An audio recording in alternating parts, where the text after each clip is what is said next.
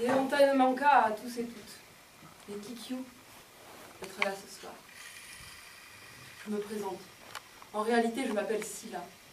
Et je viens de la tribu du Héa, dans de très lointaines plaines amérindiennes.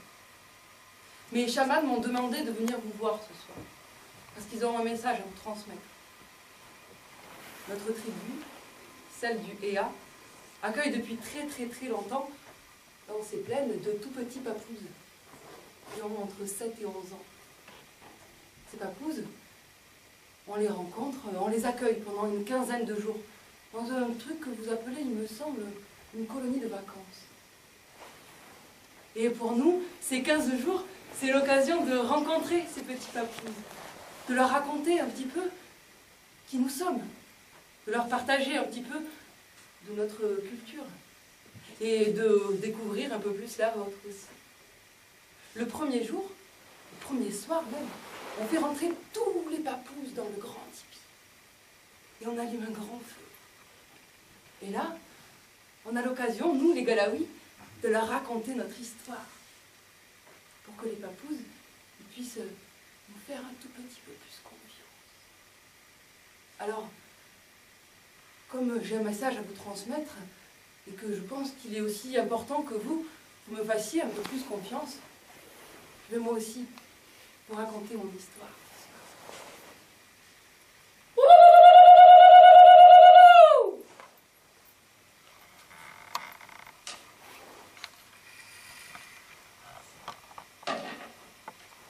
Alors, elle, c'était Sila.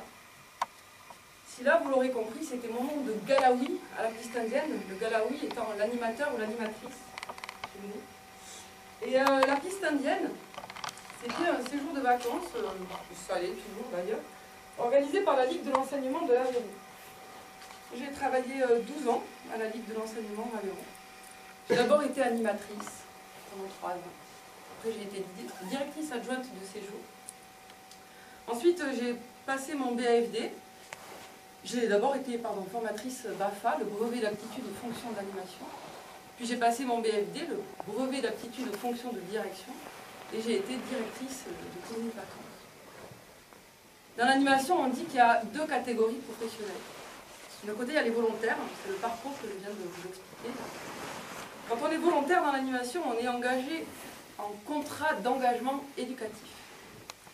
C'est un contrat d'engagement, un contrat dérogatoire au Code du travail, qui nous permet de travailler un peu plus longtemps que la norme et de toucher une indemnité journalière, non pas un salaire, en échange de notre engagement volontaire. En 2013, ensuite à côté, il y a eu bien évidemment les salariés. Et en 2013, moi, on m'a proposé de devenir salarié. J'étais alors directrice adjointe de structure, cette fois-ci, et non plus de séjour. J'étais directrice adjointe sur une structure qui accueillait jusqu'à 150 enfants. Et on accueillait des classes de découverte, des groupes d'enfants ou adultes, divers et variés, des séjours adaptés aussi pour des personnes en situation de handicap, et des séjours vacances, donc pour enfants. Et en plus de ça, l'été, je coordonnais, j'étais responsable pédagogique du secteur vacances, c'est-à-dire que je coordonnais tous les séjours sur l'ensemble du territoire avéronais. Donc il y avait 7 structures, une quinzaine de séjours.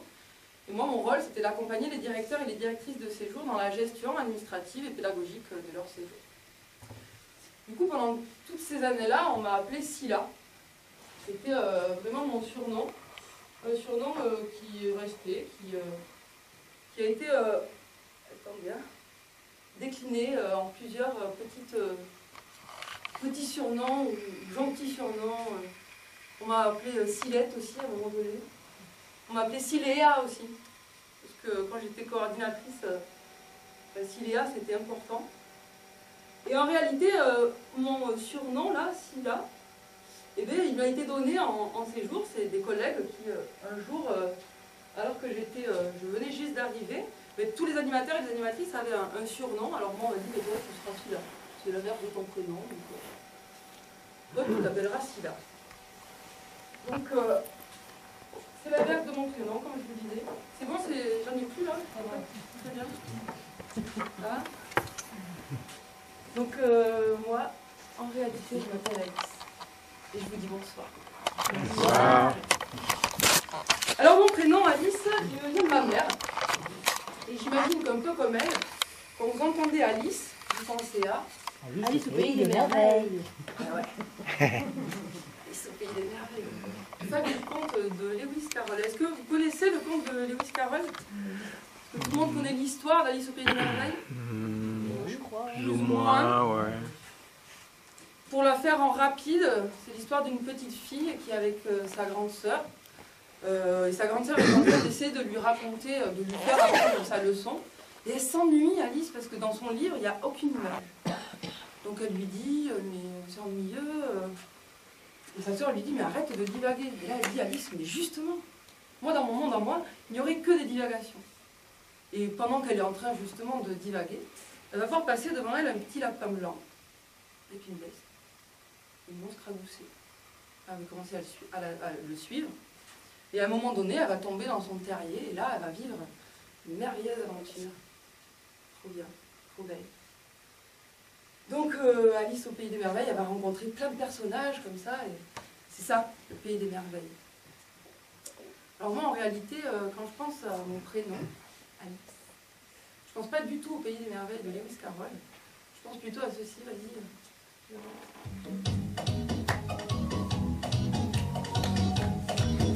Alors, est-ce que vous reconnaissez? Merci. Alors, quand j'étais adolescente, ça donnait à peu près ceci. Je danse sur une piste de danse. C'est la fête. Attention, bientôt. C'est ça qui est important. Laisse-moi pour m'aimer, le petit malin. Alice, Alice. Au pays des merveilles. Bravo, je sens des groseilles. Non, ça va. Tu peux arrêter là. Tu peux arrêter, merci. Je finissais généralement contre le mur, assis surtout parce que j'étais avec mes frères. Moi, je suis issue d'une famille recomposée, et notamment d'une fratrie, de 5 enfants. Et quand je dis fratrie, je veux bien évidemment dire que, eh bien, je suis la seule fille dans ce lot-là. Et donc, quand j'étais adolescente, souvent mes frères, quand Alice Sagliss arrivait, eh bien, ils me regardaient et j'avais honte. J'avais honte. Donc, je partais me cacher. Alors, il faut savoir que Francky Vincent, il a écrit cet album, Alice Sagliss, en 91.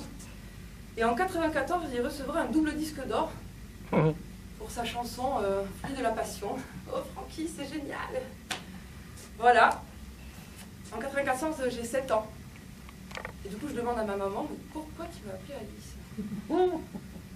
Elle me dira, ben Alice, c'est en référence à Alice au Pays des Merveilles.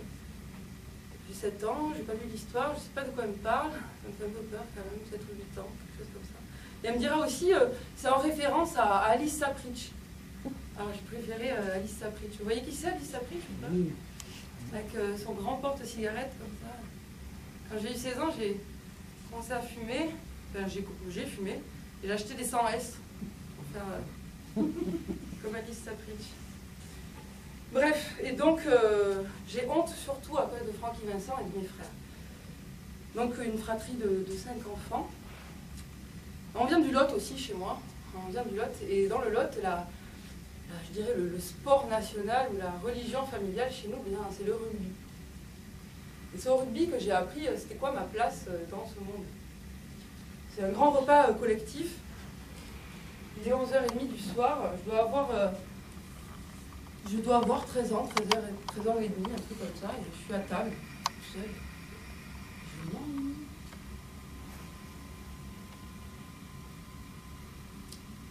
Donc il faut savoir que chez nous, le vin, c'est pas de l'alcool, c'est considéré comme un complément alimentaire.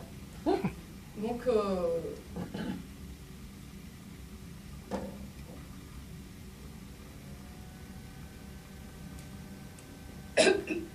maman! Oui, non. Bon, ça va, c'est toi qui m'as donné mon premier verre de vin quand j'avais 11 ans.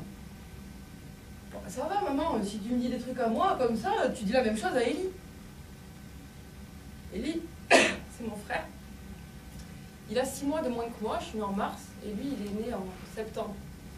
Et du coup à ce moment-là, comme je sens bien que je suis dans une situation que je qualifierais de glissante, je tente comme je peux de dire à ma maman, t'occupe pas trop de moi. Et voici en substance qu'elle va me répondre. Écoute Alice, il faut que tu comprennes. Tu ne peux pas boire de l'alcool comme ça en société. Mais que vont dire les gens? Et puis, tu ne peux pas te comparer à tes frères. Toi, tu es une fille, une future femme et une future mère. Tu te dois de garder un environnement sain pour le futur bébé que tu porteras un jour.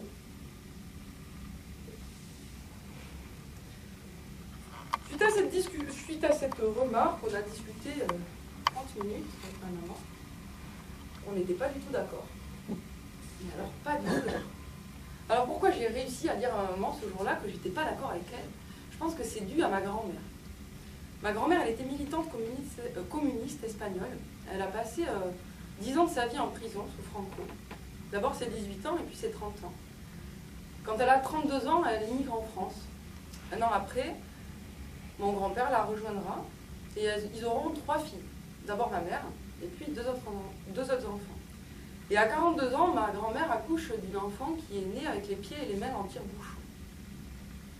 Ma tante subira 30 opérations, 19 opérations, pardon, jusqu'à sa majorité, 3 autres après. Donc ma grand-mère a passé beaucoup de temps à s'occuper d'elle, étant donné que mon grand-père avait travaillé, il était malade à côté. Toute cette vie de famille là, elle est quand même très chargée. Hein. Moi, j'ai pas vécu là-dedans. Moi, j'ai vécu à côté de chez mes grands-parents. J'étais souvent gardée par eux. Et si vous voulez, j'ai une image de ma grand-mère qui est devant la télévision, comme ça, en train de regarder le journal télévisé. Et ça donne un peu ça. Oh, cabron, non. Hey, t'entends ça, papi?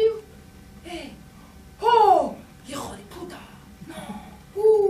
La puta America! La puta America!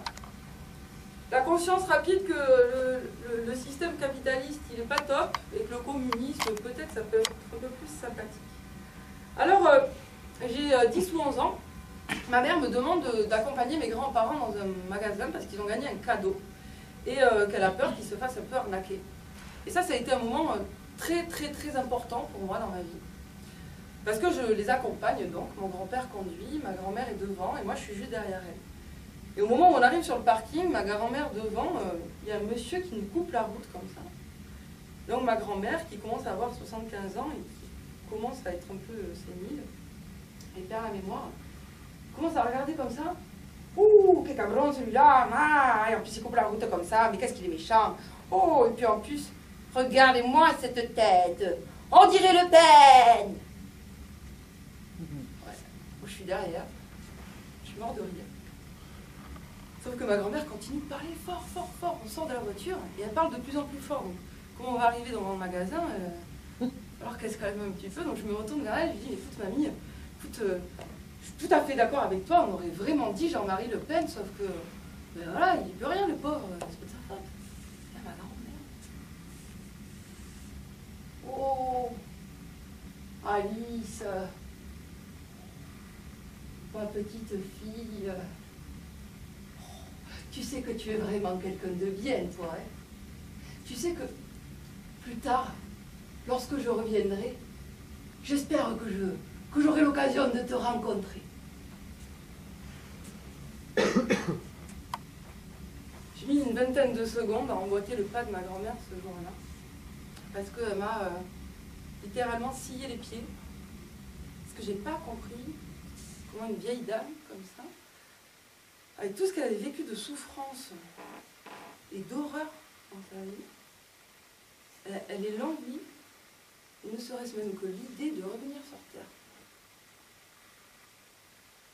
Alors, avec un peu de recul, ma grand-mère a été hyper croyante, et mon frère. Ma grand-mère disait souvent que le premier communiste, c'était Jésus. Alors quand on est croyant, c'est normal de penser revenir sur Terre, hein, quand on n'est pas. Ce jour-là, je me suis juré que moi, je ne reviendrai jamais. Que je devais apprendre tout ce que je devais apprendre dans la vie, même s'il y en a d'autres après, ben, encore plus que ce que je devais apprendre, pour ne jamais avoir à refoutre les pieds sur Terre. Je crois que c'est à cause de ça que j'ai réussi à dire l'inverse ce jour-là. Je suis pas d'accord avec toi, maman. C'est pas que pour ça, non. Parce que à cause de ma grand-mère. C'est à cause de mon histoire juste à moi, la mienne. Quand je suis née, en 87, le contexte familial est assez compliqué. Mon père est alcoolique et schizophrène, non déclaré, non diagnostiqué. Donc ma maman est dans une situation un peu compliquée. Elle vient d'accoucher de notre petit, Yann, en 85. Et un an après, elle sent dans son corps qu'elle est de nouveau enceinte. Alors elle ira faire de l'équitation, de la moto. Puis à un moment donné, elle va aller quand même voir sa gynécologue. Et puis quand elle sortira du rendez-vous à la gynéco, elle sortira avec 2 papiers. Le premier pour déclarer la grossesse, et le deuxième pour aller voir, pour aller se faire avorter. Puis avant de prendre la décision, elle ira voir ma grand-mère. Et ma grand-mère lui dira, écoute ma fille, il vaut mieux dans la vie un enfant de plus qu'un enfant de moins. Je dois beaucoup à ma grand-mère aussi. Ma mère m'a toujours dit, de toute façon Alice, toi t'es une battante. Toi, tu pourras jamais m'en vouloir d'être là sur Terre. Parce que tu l'as désiré avant même de naître. Alors que tu étais embrouillée. Alors je ne sais pas si je l'ai vraiment désiré. En attendant, je suis là. Il va falloir faire avec. Alors c'est peut-être à cause de tout ce que ma grand-mère a porté en disant juste ces mots-là, il vaut mieux un enfant de plus qu'un enfant de moins, que je me suis intéressée à l'animation dans ma vie. Pas vraiment, mais pas que. C'était surtout à cause de mes frères en fait. Parce que mes frères ils bossaient avec mon beau-père l'été. Et du coup, ben, moi je me retrouvais souvent à la maison, à gérer la maison. Parce qu'ils ne voulaient pas qu'on ait de scooter chez nous. Et comme on habitait à 30 km de la ville, 15 km de la ville, ben, moi j'étais bloquée. Alors quand j'ai eu 16 ans, j'ai demandé à passer mon BAFA. C'était une bonne occasion. Et c'est comme ça, c'est pour ça en réalité, que j'ai commencé à faire de l'animation. Alors c'est un peu de tout ça que je vais vous parler ce soir, hein. De mon parcours d'animation, de mes valeurs, de ce que j'avais hérité là, des valeurs de ma mère et de ma grand-mère là, et de comment j'ai découvert l'animation, de tout ce parcours là, et de comment j'ai compris petit à petit que notre société elle prenait nos valeurs comme ça, elle est assez bien loin au fond de nous là comme ça, et elle tentait petit à petit de nous en détacher. Tenter de nous déshumaniser en réalité. C'est ça dont je vais vous parler ce soir. Ça va ? Alors avant de commencer, là, il faut imaginer un gros chaudron. Il va falloir avoir un peu d'imagination ce soir. Pour vous voyez que je fais de l'animation, d'accord ? Un gros chaudron comme dans Harry Potter. Là on va y mettre un petit bout de mamie et de la culture de la lutte politique et de son amour aussi. On va aller chercher chez maman comme ça son acharnement et son refus de l'autorité injuste. Voilà. Je vais aller chercher aussi un petit peu de l'univers masculiniste dans lequel j'ai grandi avec mes frères et le rugby. Voilà. Je vais rajouter un soupçon de Tati, parce que Tati a fait de l'astrologie et qu'elle m'a vachement aidée. Après, je vais rajouter un tout petit bout d'Alice Sapritch, parce que j'ai aussi fait un peu de théâtre à mes heures perdues. Oui, du Francky Vincent aussi. Parce que même si j'ai horreur de la chanson, j'adore danser, j'adore faire la fête, j'adore chanter, alors je vais en mettre un peu. Et je vais finir avec un soupçon d'Alice au Pays des Merveilles, quand même, parce que je le veuille ou pas, même si je la trouvais quand même un petit peu bête quand j'étais petite, et ben, je tiens quand même pas mal d'elle. Voilà, alors il faut imaginer, là, bam, on va allumer le feu dessous. On va laisser mijoter là pendant 16 ans, et attention, hop là! Wow! C'est moi, j'ai 16 ans, j'allais passer mon BAFA.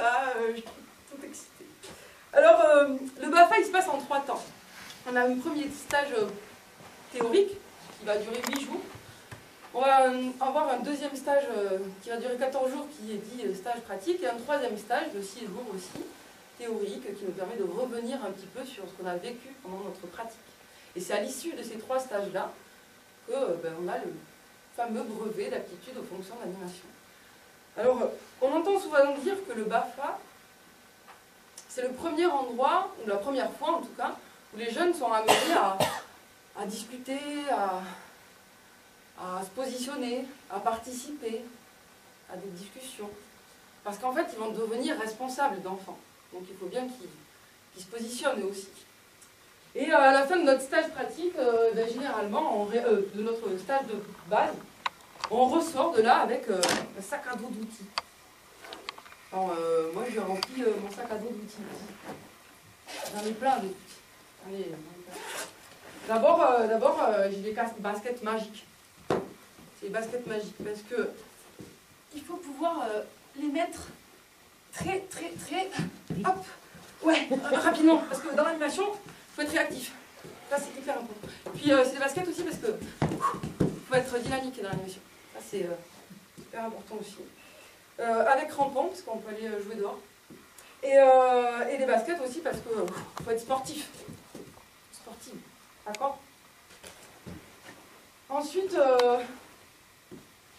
j'ai foutu un pantalon de pyjama. Alors pourquoi le pantalon de pyjama? Vous avez une idée? Pour faire des soirées pyjama. Ça glande dans l'animation. Oui, ça glande aussi dans l'animation, bien évidemment. Non, il faut se lever la nuit et vaut mieux déjà être habillé. Voilà, ça fait nuit et jour. Ben, en réalité, on ne fait pas que de l'activité sportive dans l'animation. On s'occupe aussi de la vie quotidienne des enfants. Coucher, des repas, tout ça. Et puis on est en vacances aussi. Alors ça va prendre le temps. Voilà. Puis le côté pyjama aussi, c'est le côté pouponing. On va prendre soin de l'enfant, s'occuper de sa santé, tout ça. Donc un pantalon. Ensuite, oui, j'ai pris mon couteau. Le couteau, facile, parce qu'à un moment donné, quand on part en pique-nique, c'est toujours utile, déjà. Et en plus, il faut savoir faire des activités manuelles aussi avec les enfants, parce qu'ils n'ont pas tous et toutes les mêmes besoins. Donc, il faut répondre aux besoins d'activité physique, mais aussi manuelle ou intellectuelle. Après, il y a un stabilo d'animation. Pas de dessin. Il faut savoir être créatif. Alors, le stylo, c'est important. Ensuite,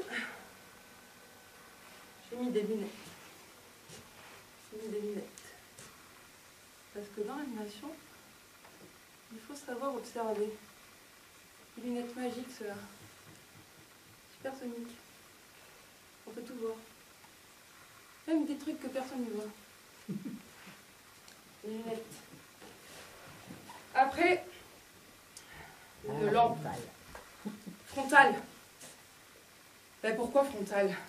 Parce que déjà, il faut être un repère dans l'animation pour l'enfant. Hein? Et en plus, il nous faut avoir de l'idée. Alors, faut que ça cogite là-haut. Hein? On rigole pas, hein, dans l'animation. On ne fait pas que youpipi tralala. Hein? Il faut savoir qu'on fait des trucs intelligents. On réfléchit toujours à ce qu'on fait avec l'enfant. Ah bon. Ensuite, j'ai pris une casquette. Pourquoi la casquette? Parce que je travaille l'été. Ah oui. Et que du coup, il faut se protéger du soleil. Et puis en plus, la casquette, c'est important. Hein. Parce que ça va faire preuve d'autorité quand même. Faut pas toujours rigoler. Hein. Parce que les petits gremlins, là, s'ils bouffent après minuit. Alors voilà. Un peu d'autorité quand même. Il faut aussi avoir, bien évidemment, toujours dans son sac à dos, mesdames, messieurs, la base, les besoins et développement de l'enfant. Ça, toujours sans référer. Hein. Dès qu'on fait une activité, tout ça... Et oui, et enfin... Il va me falloir des grandes oreilles. Ben, des grandes oreilles en plus, parce qu'il en faut deux. Il en faut une qui est tournée vers l'enfant, toujours. Et la deuxième? Vers mes collègues, bien sûr. Ben ouais. Je vais pas pouvoir garder 30 enfants comme ça, toute seule. Hein? Alors, voilà, moi c'est tout ce que j'ai mis dans mon sac à dos dans mon sac à dos d'animatrice. Voilà. Vous pensez qu'il me manque un truc là? Ça va? Je vais l'équiper? Ouais, je peux y aller? Allez. Avec les enfants. Je vais aller faire mon stage pratique. Waouh! Comment c'est grand ici! On est où? Dans un château. Château des Nains. Ah, mais la photo que je vais faire, elle n'est pas là. Et non. Ah, ici, c'est les enfants d'Air France. Nous, on est en bas, là-bas. Ah, les roulottes et les préfabriqués. Pas de problème, pas de problème. On travaille avec qui? Des 7-11 ans. Ah, super, super. On fait quoi? Du cirque? Oh, trop bien. Et on doit faire un spectacle à la fin. C'est génial. Et il y a les parents qui viennent.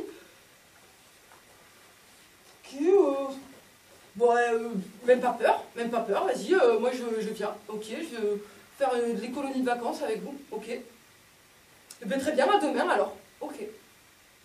Ah mais bonjour, salut, moi c'est Alice, voilà, je suis stagiaire. À toi aussi. À toi aussi. Ah et toi aussi, dis donc. Ah et sur 5 animes, on est 4 stagiaires, dis donc. Ouais, mais de toute façon, si le directeur il a fait ça, ben même pas peur, même pas peur, allons-y. Oui,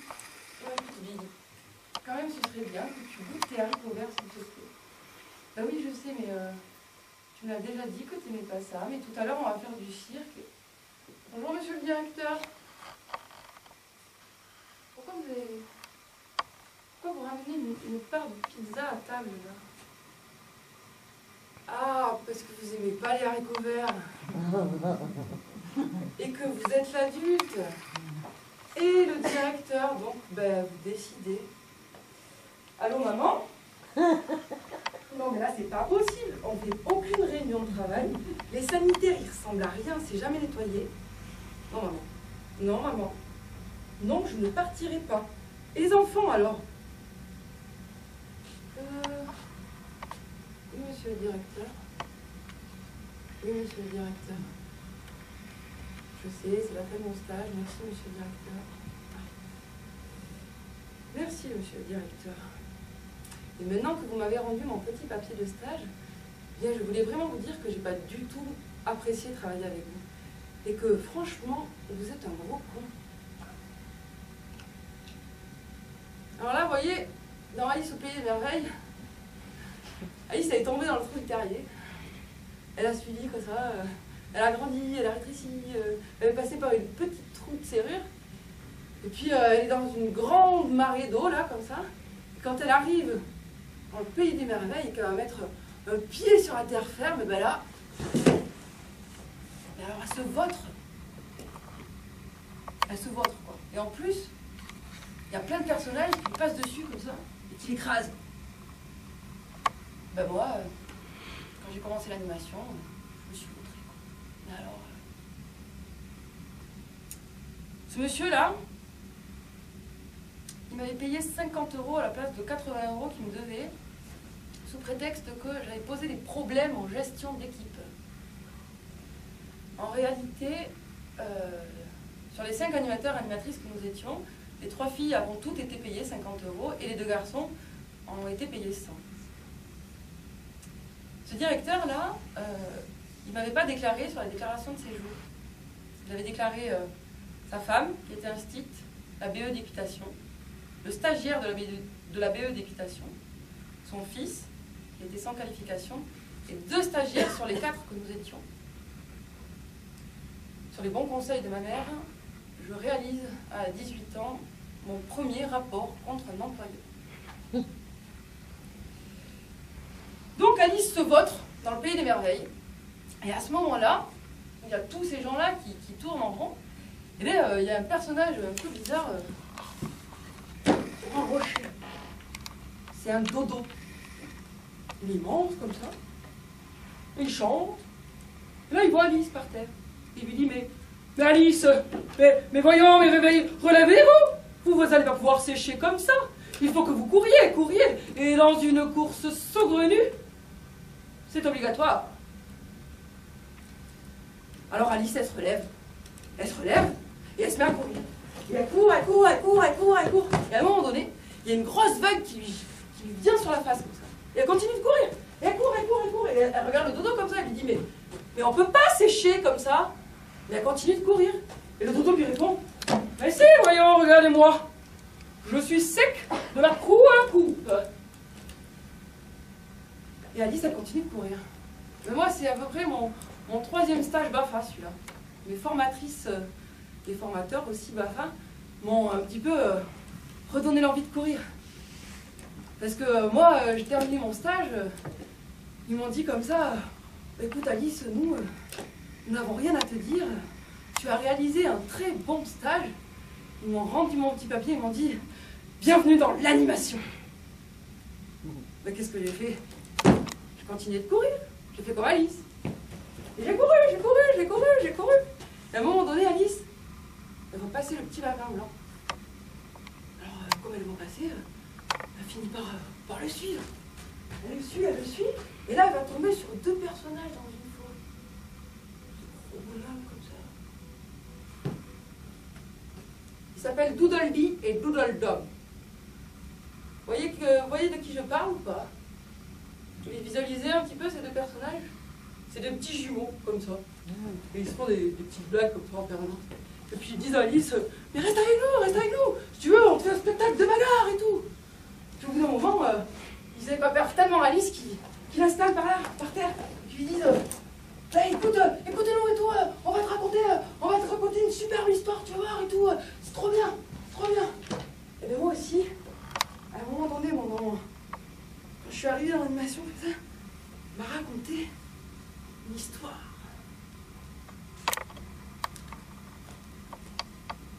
Cette histoire commence avec la révolution de 1841, qui instaure le suffrage universel masculin, Louis-Napoléon Bonaparte comme président de la Deuxième République française.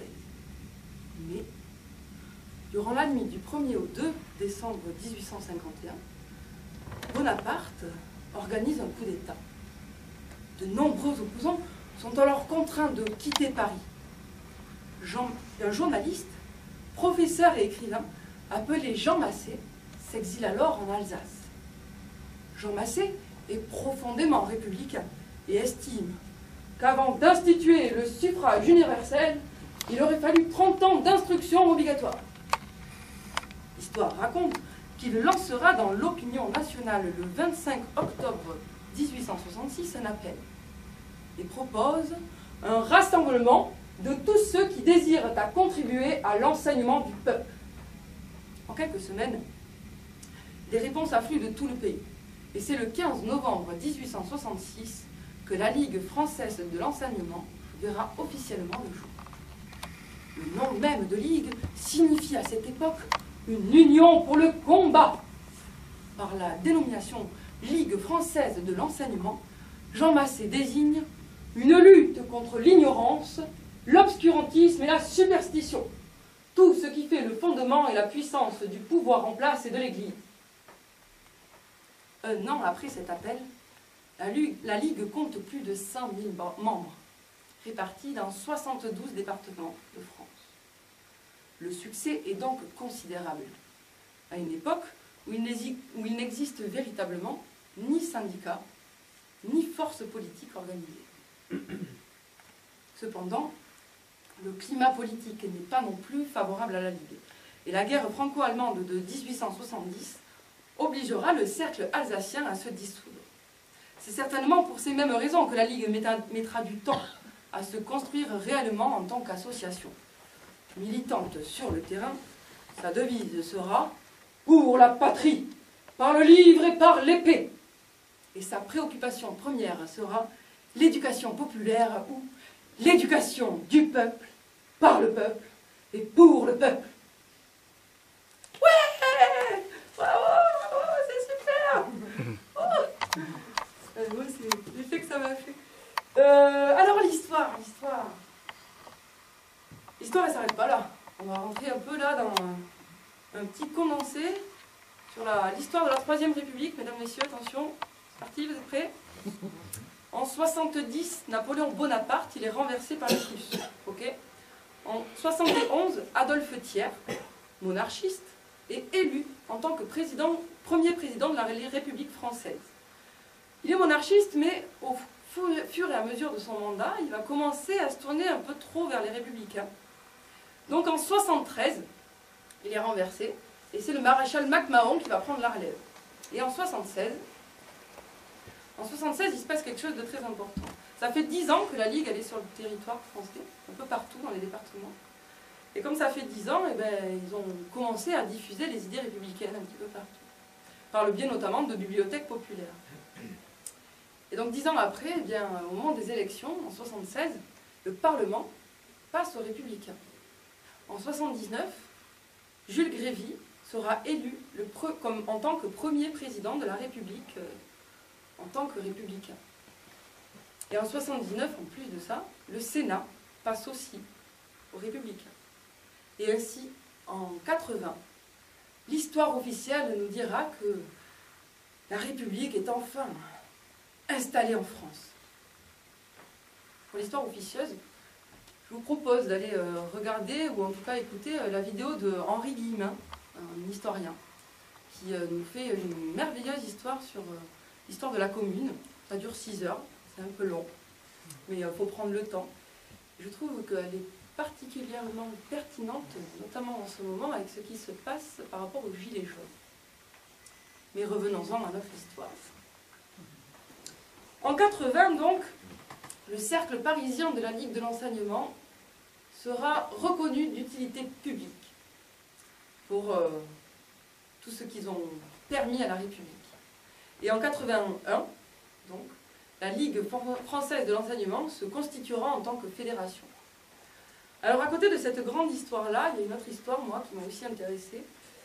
En 1876, en Suisse, un monsieur qui s'appelle Hermann Walter Bion, on a du mal à le mettre dans le bon ordre, qui est un pasteur, va proposer à 68 enfants de la banlieue de Zurich de partir en séjour pendant l'été, pendant 3 semaines, dans des petites campagnes environnantes, chez des paysans notamment. L'enjeu de ce transfert-là, il est d'ordre sanitaire et social. Permettre à des enfants pauvres de banlieue de partir à la campagne, se refaire une santé. Alors après, ce sera à la mer, à la montagne. On a le début des colonies de vacances.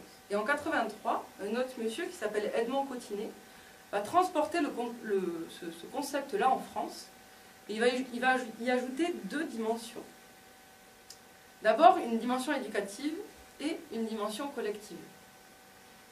Il enverra, lui aussi, des enfants de la banlieue de Paris, cette fois-ci, 18, 9 filles et 9 garçons, dans des écoles. Mais comme c'est l'été, elles sont vides, donc ils partent en collectivité déjà.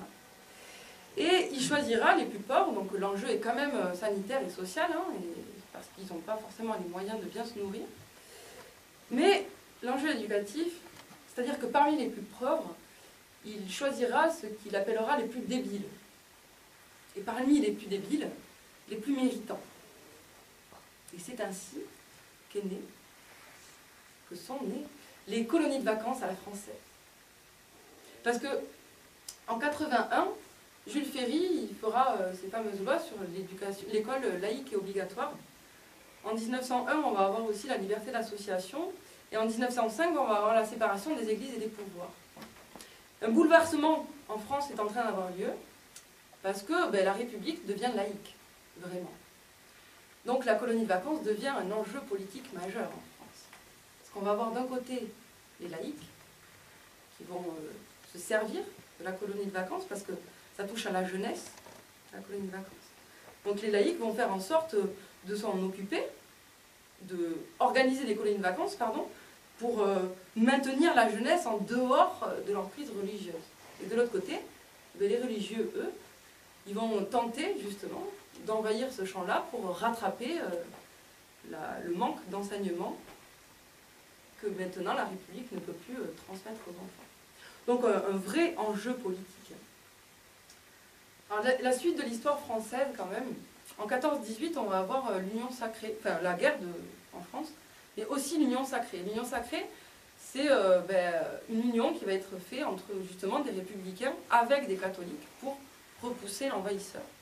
Et ça, cette union-là, elle va quand même beaucoup faire de mal aux idées républicaines, et notamment à la Ligue de l'enseignement. Donc un petit coup de mou, sauf qu'en 24, la hiérarchie catholique va refuser la mise en place des lois sur l'éducation en Alsace-Moselle. Et ça va réveiller la Ligue. En 25, ils vont faire un congrès. Et ils prendront le sous-titre de Confédération générale des œuvres laïques, scolaires, post-scolaires, d'éducation et de solidarité sociale. Je suis sortie. Ouais. Bon, vous l'aurez compris, ils ouvrent leur champ. Ils ouvrent leur champ. Mais moi, ce que j'ai compris là-dedans, c'est qu'en réalité, ils essaient de se faire une petite place entre, d'un côté, l'institution qu'est l'éducation nationale, et de l'autre côté, l'institution qu'est la famille, là où on fait de l'éducatif. Donc, ils tentent comme ça de se faire une petite place. Et donc, en 28, ils vont créer ce qu'on appelle le LUFOLEP, l'Union fédérale des œuvres laïques et d'éducation physique. Et en 39, ils feront l'USEP, l'Union sportive d'éducation physique. L'USEP, c'est en partenariat avec l'éducation nationale. Ils sont en lien direct avec l'éducation nationale. Donc voilà, on essaie de se faire une petite place comme ça. Et en même temps que ça, en 36, en France, on va avoir le Front populaire. Et avec le Front populaire, on va avoir donc la semaine de congé, non, les semaines de congé payées, pardon, les congés payés, et la semaine de travail à 40 heures. Donc la question des loisirs et des vacances commence à poindre son nez dans la société française. Et on se pose la question, est-ce que c'est à la société de s'occuper des vacances et des loisirs des gens? Ben, si c'est des droits maintenant, effectivement, c'est à la société de s'en occuper. Et si c'est à la société, c'est carrément, pourquoi pas l'éducation populaire? Même si en 1936, avec Léo Lagrange, on va voir apparaître la première direction de la jeunesse et de l'éducation populaire. C'est la première fois en France qu'on voit apparaître, enfin qu'on reconnaît que la mission d'éducation populaire est vraiment portée. À partir de ce moment-là, va pulluler partout plein de fédérations ou d'associations d'éducation populaire, les CMEA, les Francas, Famille Rurale, les MJC, Léo Lagrange. Après, il y a quand même la guerre qui va arriver dans tout ça. En 1942, la Ligue de l'enseignement, elle sera dissoute. Et puis en 1945, ouais. Et même que moi, je vais aller travailler dans les colonies de vacances. Parce que l'histoire, elle a dit que les colonies de vacances, c'était un enjeu politique. Ouais. C'est un enjeu politique, hein, parce que dans la colonie de vacances, on peut faire un gros, comme ça, imaginez un idéal démocratique, comme ça, dans laquelle, pendant 15 jours, les enfants, ils vont vivre une fraternité idéale, et comme on va vivre une fraternité idéale, et bien, après, quand ils vont grandir, les enfants, on va pouvoir les mettre dans la société, et là, pop, on va changer le monde. Ouais. Et puis, en plus, dans les colonies de vacances, on travaille tout hyper important. Ça rigole pas. Hein. Monsieur, il a dit c'était éducatif et collectif. Alors, dans les colonies de vacances, on va travailler, nous, le vivre ensemble. Ouais. Le vivre ensemble, c'est important. On va travailler le respect avec les enfants. Nous-mêmes, à la Ligue de l'enseignement, on travaille le respect. Hein. Même que, par exemple, les enfants, quand ils viennent, ils vont faire des levées échelonnées. Comme ça, ils vont apprendre à respecter le sommet de l'autre. C'est important, ça, le respect. Et même dans le vivre ensemble, nous par exemple, à la Ligue de l'enseignement, eh bien, on proposait aux enfants, quand ils arrivaient en colonie de vacances au tout début comme ça, eh bien, de créer des règles de vie avec eux. Parce que nous, on avait compris à la Ligue de l'enseignement de l'Aveyron, en plus, que c'est toujours mieux, et on respecte beaucoup plus une règle qu'on a participé à créer, qu'un truc qui nous a été imposé d'en haut. Ouais. D'ailleurs, nous, à la Ligue de l'enseignement Aveyron, on faisait vivre, on avait une commande comme ça, qui était donnée par nos chefs, et nous, on faisait vivre une aventure aux enfants. Parce que grâce à l'aventure, on arrivait à travailler le vivre ensemble. Ben ouais. Ben ouais, parce que par exemple, si on a un groupe d'enfants de 7 à 10 ans, comme ça, et bien nous, on racontait que par exemple, la forêt, elle était en danger. Voilà. Et la forêt, elle était en danger parce qu'il y avait la sorcière qui avait piqué le miroir magique qui permettait aux elfes de sauver la forêt, de la protéger, vous voyez. Alors du coup, comme la sorcière, elle avait piqué le miroir magique, et bien on était avec tous les enfants comme ça, on se mettait en rond, et il y avait tous les enfants, ils pouvaient parler un après l'autre comme ça, on les écoutait tous, ils donnaient tous et toute leur avis, et après on montait une stratégie pour aller récupérer le miroir magique que la sorcière avait volé. Et après, on allait récupérer le miroir magique comme ça, avec qu'est-ce qu'ils avaient dit les enfants, et du coup, quand on revenait comme ça, et bien on avait sauvé la forêt. On était devenus des héros et des héroïnes. On avait vécu ensemble une merveilleuse aventure. Ouais. Alors, comme ma maman, comme ça, elle a commencé à me regarder en me disant « Oui, Alice, quand même, t'es un peu exploitée. » J'ai regardé, j'ai dit « Ben non, hein, moi je suis pas exploitée. Hein. Moi en plus, j'ai appris à faire de la cuisine pour 150 enfants. J'ai appris à faire, des abris. J'ai appris à partir en camping avec plein d'enfants, à monter des 3 caca, même. Voilà. J'ai appris après à faire du canoë-kayak, de l'escalade. Moi j'ai appris plein de trucs. Hein. Alors je suis pas exploitée moi. Puis quand j'ai entendu l'autre là, sans vraiment préparer, je me dis oui, l'éducation populaire ils en ont pas voulu, ben moi je l'ai pas cru. Et moi je lui ai dit moi je suis pas une huître. Ben ouais. Parce que c'est un peu ce qu'elle fait Alice. À ce moment-là dans le livre, dans l'histoire. Parce qu'il y avait Doodledee et Doodledum là, hein, qui lui ont raconté l'histoire des petites huîtres trop curieuses. Et Alice, elle a dit, moi je peux. Parce que Doodledee et Doodledum ils lui disent, oui d'accord, mais est-ce que tu vas écouter la morale? Ben non. Oui, j'ai bien compris qu'il fallait pas être curieuse, mais bon, surtout quand on est une huître. Moi j'en suis pas une. Alors Doodledee et Doodledum, il appelle que ça, il va lui raconter une autre histoire.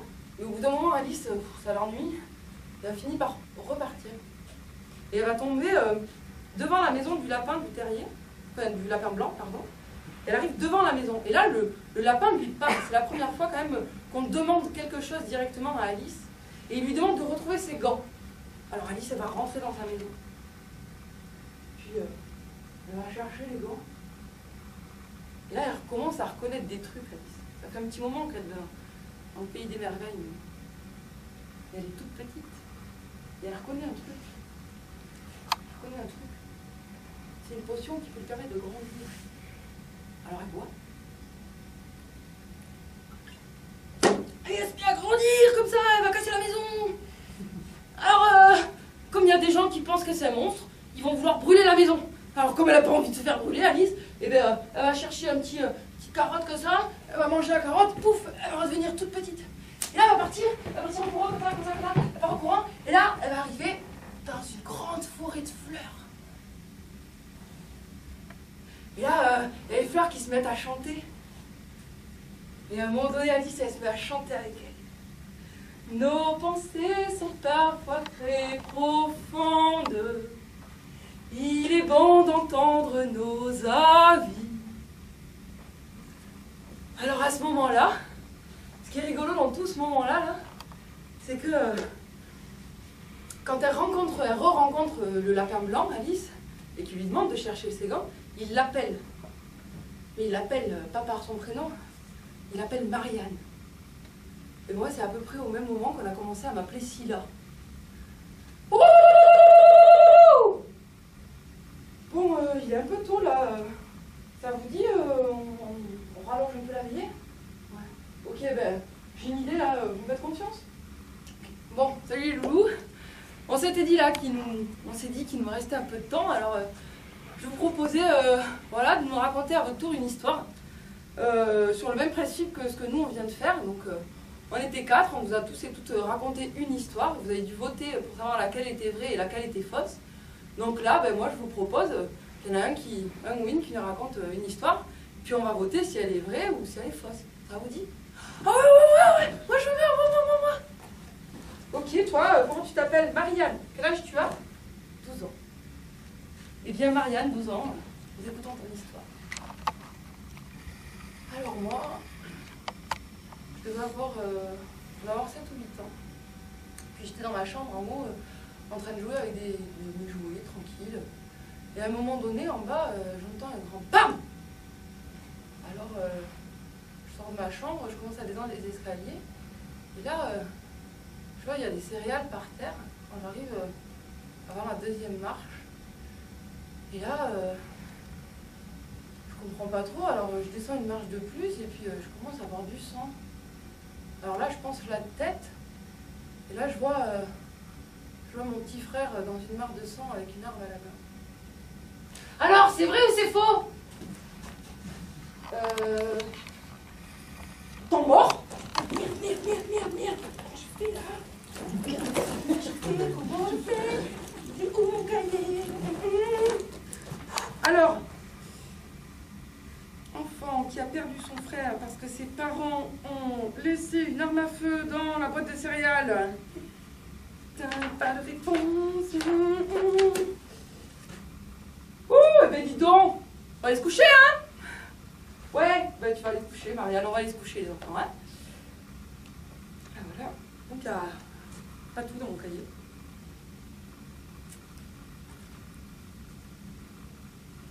Enfant paranoïaque envoyé en colonie de vacances sur une structure de plus de 150 enfants. Lui, c'était mon 3e été d'animation. C'est le premier enfant de ma vie que j'ai ceinturé. Ceinturé. Je prends un enfant comme ça et on le plaque au sol. Il ne bouge plus. Je l'ai traîné sur 15 mètres. Alors qu'il me tapait, qu'il essayait de me mordre, de me tourner les doigts. On l'a amené au bureau de la directrice, parce que j'ai. Après, je suis partie pleurer pendant un quart d'heure et puis je suis retournée voir mes collègues.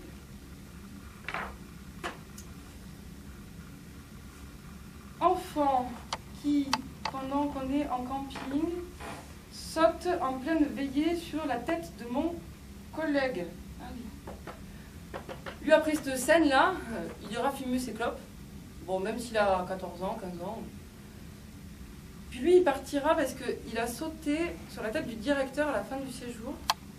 Du coup, il repartira en 5 minutes et on lui plantera une petite injection de tertian dans les fesses pour qu'il se calme. Tertian étant un neuroleptique. Voilà. Bon. Mais en fait, il dit pas tout celui-là. Pourtant, j'aimais bien ce que je faisais. Comment je vais faire? Ah, mais je sais!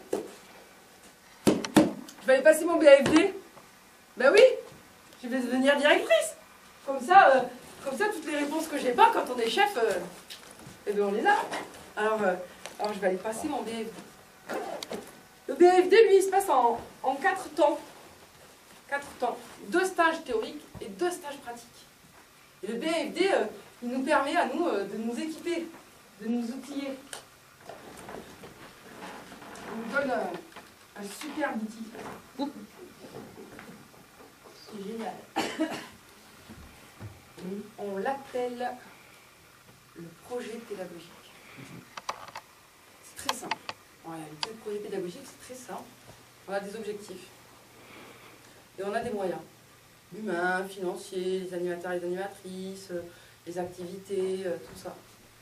Et quand on est directeur ou directrice, l'idée, c'est que on apprend petit à petit à mettre en place nos objectifs et à aligner nos objectifs et nos moyens. Toujours un peu dur au début. Moi, la première fois que j'ai été directrice, j'avais trop peur. Et il y a une enfant comme ça, Marianne, elle, je l'avais suivie. La première année où je l'ai rencontrée, j'étais animatrice. La deuxième année, j'étais adjointe de séjour. Et la troisième année, j'étais directrice. Alors quand elle a vu que c'était moi qui étais directrice, elle est venue me voir direct et m'a dit « Oh, mais de toute façon, Sylla, bon, t'inquiète pas, si c'est toi, ça va bien se passer. » Oh, j'étais toute contente, moi. Puis c'est vrai que ça s'est bien passé. C'était un séjour itinérant, j'ai adoré ça. Et petit à petit, en réalité, j'ai appris, vous voyez, à prendre le temps, à bien aligner mes objectifs et mes moyens et tout ça. Et pouf, j'ai appris à diriger mon tir. À diriger, quoi. Alors, à un moment donné, dans le même séjour que je vous raconte là, itinérant, tout ça, on a une enfant qui s'appelle Marianne. Et Marianne, elle est hyper vive. Marianne, elle comprend un peu tout ce que nous, on dit, les adultes. Alors, on s'est dit que quand même, il fallait faire attention. Et puis, à un moment donné, Marianne, elle est malade. Et les animateurs et animatrices sont en activité, donc moi, je l'accompagne chez le médecin. Et Marianne, on est dans la voiture, tranquille, toutes les deux, et puis elle commence à me raconter sa vie. Qu'est-ce que tu fais là, tout ça? Ah, ben moi, je suis là, non, mais c'est les éducs qui m'ont envoyé. On est bien ici, c'est cool, les animes, ils sont vraiment sympas. Ah, mais tant mieux et tout, tu m'envoies ravie. Bien, Marianne. Mais t'es contente du coup? Ouais, je suis contente. C'est pas que ça, ce qu'on fait en soi, c'est bien, mais moi, j'avais pas vraiment envie de venir. Moi, en fait, quand j'avais 9 ans, mon père est parti en prison. Et il est parti en prison et ma mère, elle s'est remariée. Du coup, je suis devenue l'aînée d'une famille de 9 enfants. Et au fur et à mesure, des fois, mon beau-père, il m'empêchait d'aller à l'école. Alors, quand j'ai eu 11 ou 12 ans, j'ai fugué. Je suis partie. Je suis allée dans un foyer. Et voilà, et depuis je suis au foyer, et c'est vrai que les éducs, y en a qui sont cool, mais franchement, c'est hyper énervant, parce qu'en fait, moi je voulais pas venir en colonie de vacances. Moi, dans un mois, mon père il sort de prison, et moi ce que je voulais, c'était qu'on constitue un dossier pour que je puisse le rejoindre, quoi. Et ouais, Marianne. Ouais, je comprends que tu n'aies pas forcément envie d'être là, mais bon, tu sais, tes éducs, ils font ce qu'ils peuvent aussi, et puis voilà, peut-être qu'aussi pour eux, c'est l'idée que de toute façon, tu puisses en colonie de vacances te poser un peu la tête, que tu penses à autre chose, parce que quand même, tu es jeune, et puis c'est bien de poser son cerveau des fois.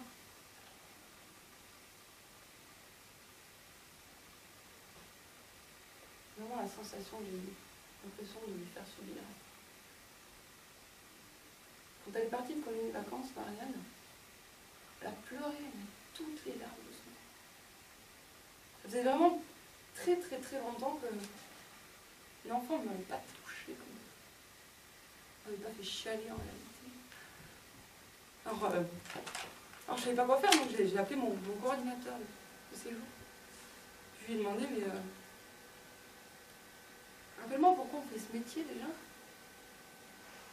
Là, on lui a fait vivre un super séjour à cet enfant-là, mais je ne comprends pas très bien ce qu'on fait avec eux là. Là, à part la renvoyer dans sa merde, voyons Alice, tu as très bien fait ton travail. Alice, tu n'es pas payée pour les sauver. Tu es là pour leur vendre du rêve.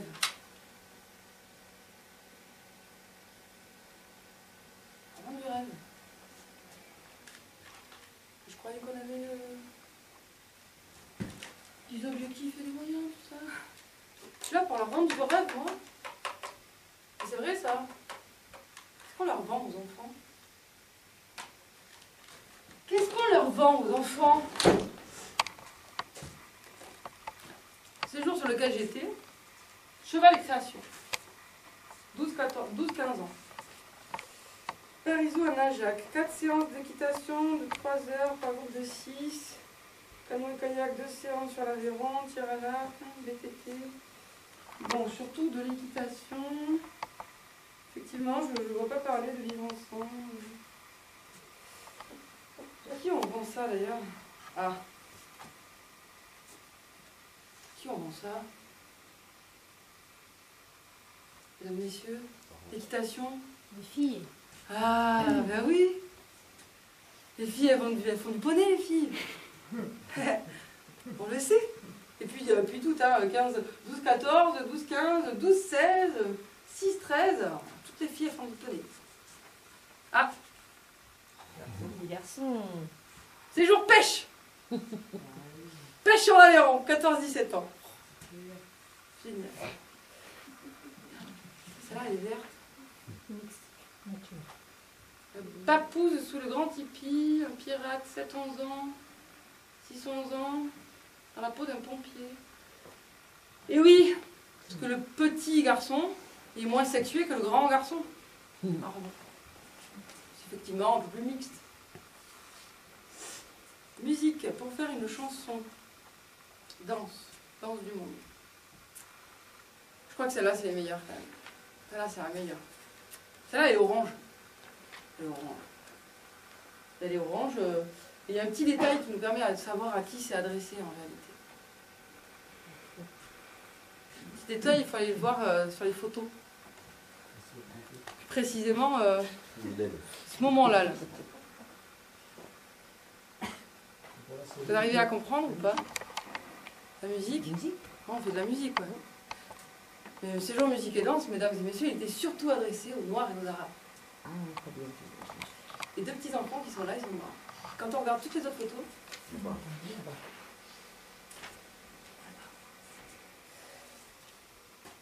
la division des enfants en tranches d'âge est une des caractéristiques de ce que M.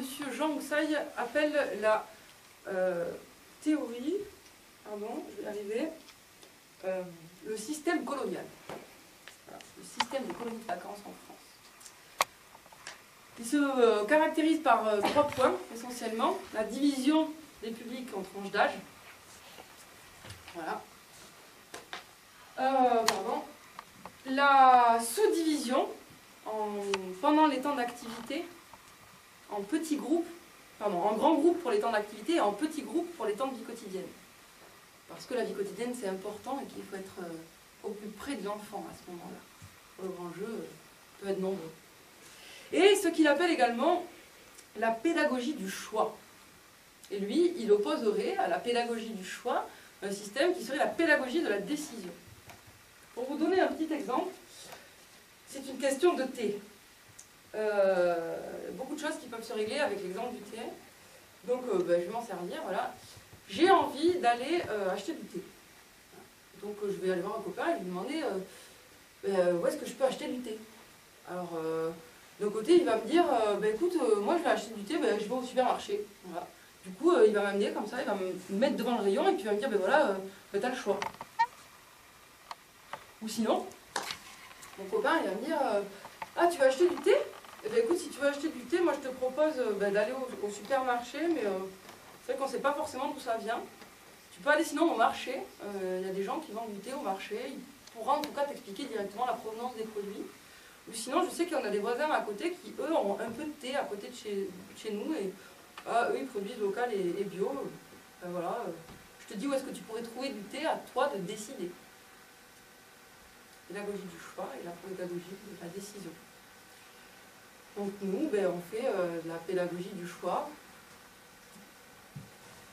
Et comment on doit choisir? Du coup, nous, les directeurs et les directrices, dans cette pédagogie du choix, notre travail en réalité, c'est de faire en sorte que toutes les activités qui sont proposées pendant ces séjours-là vont vraiment avoir lieu dans le séjour. C'est ça notre travail à nous, les directeurs et directrices.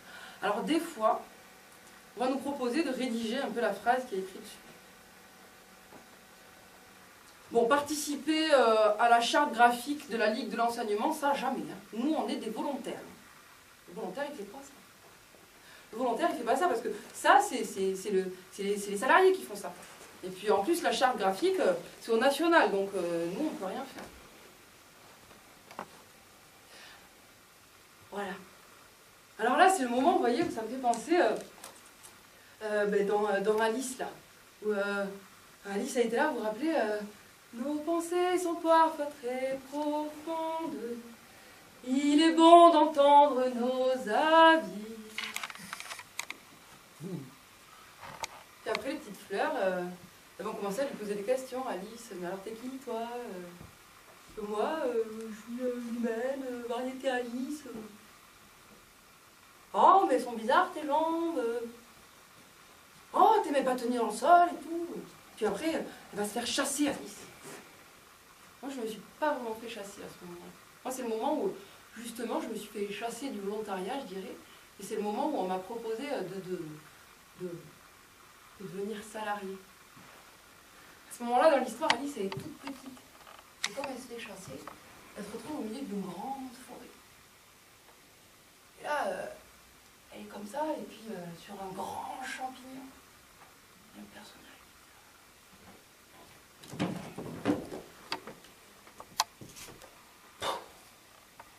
C'est une énorme chenille qui s'appelle Absolem.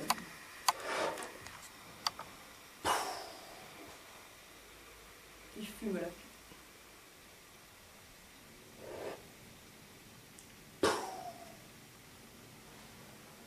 Qui es-tu, toi?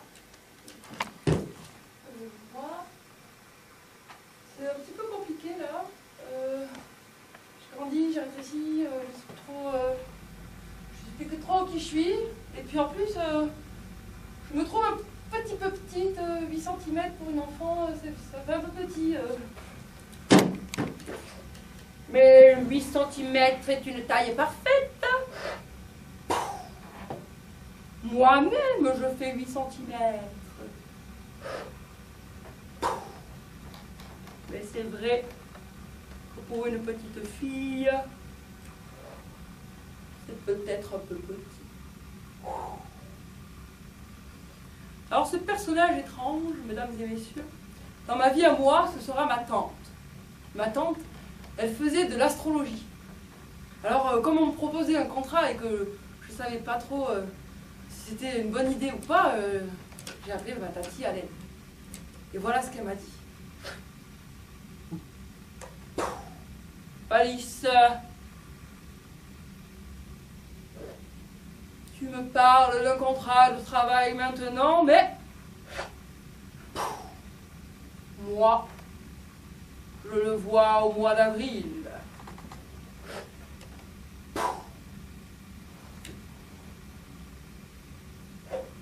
Alice, tu ne sais plus trop qui tu es? Eh bien, je vois dans ton thème que toi, tu es une personne utopiste.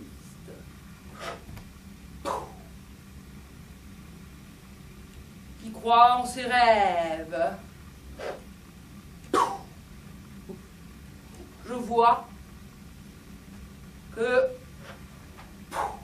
Saturne est en train de rentrer dans ton thème.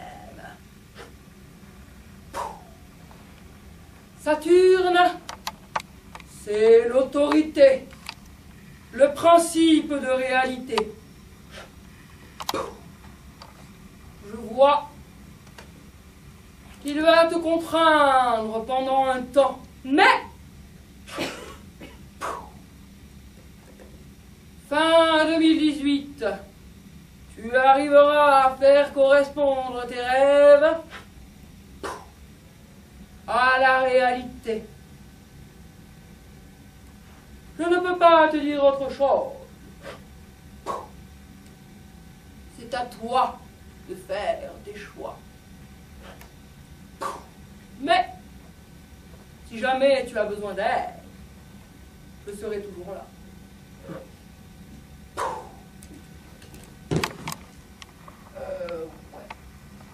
D'accord. Alors c'est le moment où, quand même, j'ai dit oui. J'ai dit oui au contrat de travail.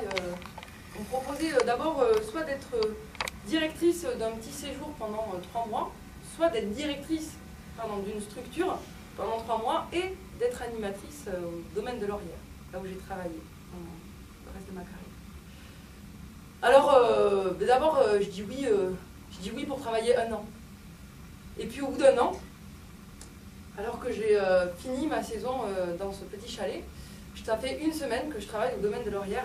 Et le directeur me demande de le rejoindre chez lui. Il habite sur le domaine de Laurière. Et il me demandera, il me dira, bien écoute Alice, voilà, il y a Bidule qui s'en va. Bidule, c'est le directeur adjoint de la structure du moment. Il s'en va, il a décidé de couper, de finir son contrat avec nous. Donc ben voilà, j'ai pensé à toi, je me suis dit que peut-être ça pourrait t'intéresser. Donc voilà ce que nous on te propose. C'est d'abord de t'engager moralement pendant au moins 5 ans, tu comprends. Moi, j'ai besoin de pouvoir avoir un adjoint de structure sur lequel je puisse vraiment compter, tu comprends, pour monter des projets à moyen terme. Et puis, je te demanderai aussi de vivre sur la structure, parce que tu comprends, c'est important, au vu du rythme que nous avons ici, que l'adjoint habite là aussi, parce que pour les astreintes et l'organisation générale, ce sera quand même beaucoup plus simple pour moi. Puis en échange, on te propose de te payer la formation professionnelle de ton choix. Voilà, je te laisse y réfléchir, et puis tu me réponds dans 15 jours, mais bon, s'il te plaît, t'en parles pas trop au réseau, parce que j'ai pas trop envie que tout le monde soit au courant que Bidule s'en va. Voilà. On était au mois d'avril. Alors j'ai dit oui. J'ai fait comme Alice. Je me suis dit, ouais, je vais continuer. Hein? Je vais y aller. Encore un peu, pour voir. Alors, j'ai repris ma route. J'ai avancé. Comme ça. Et à un moment donné, Alice, à ce moment-là, elle tombe sur un bizarre de personnage.